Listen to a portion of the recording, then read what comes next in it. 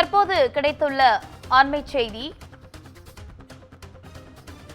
சென்னை உயர்நீதிமன்ற தலைமை பதிவாளராக எஸ் அல்லி நியமனம் செய்யப்பட்டிருக்கிறார். கூடுதல் விவரங்களோடு இணைகிறார் தலைமை செய்தியாளர் சிவா. வணக்கம் சிவா, விவரங்கள் என்ன?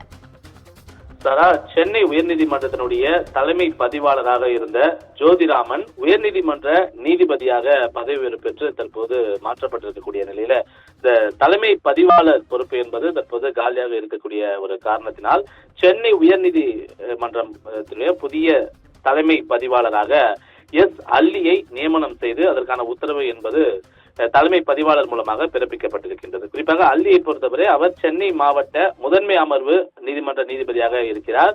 முன்னாள் அமைச்சர் செந்தில் பாலாஜி மீதான சொத்து குவிப்பு வழக்கில் அவர் ஜாமீன் கோரி நீதிமன்றத்தை நாடும் போது அவருக்கு முதலில் ஜாமீனை மறுத்து அவருக்கு நீதிமன்ற காவல் வழங்கி மிகவும் ஒரு பிரபலம் அடைந்தவர் நீதிபதி அல்லி. தொடர்ந்து 50வது முறையாக அவருடைய நீதிமன்ற காவல் என்பது நீட்டிக்கப்பட்டு ஓராண்டுக்கு மேலாக அவர் சிறையில் இருக்க ஒரு முக்கிய காரணமாக நீதிபதி அல்லி இருக்கக்கூடியவர்.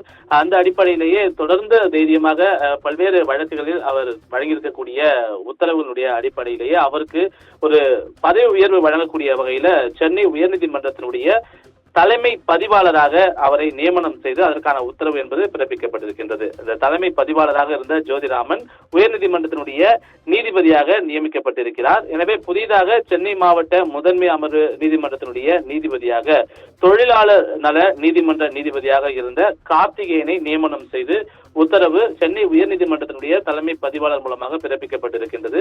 இந்த தலைமை பதிவாளர் பொறுப்பு என்பது மிகவும் ஒரு முக்கிய ஒரு பொறுப்பு. குறிப்பாக தலைமை நீதிபதிக்கு அடுத்த ஒரு நிலையில இருக்கக்கூடிய ஒரு பொறுப்பாகவே பார்க்கப்படும்.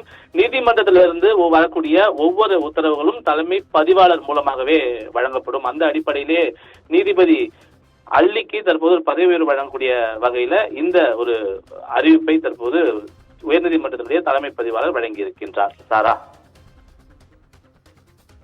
விவரங்களுக்கு நன்றி சிவா.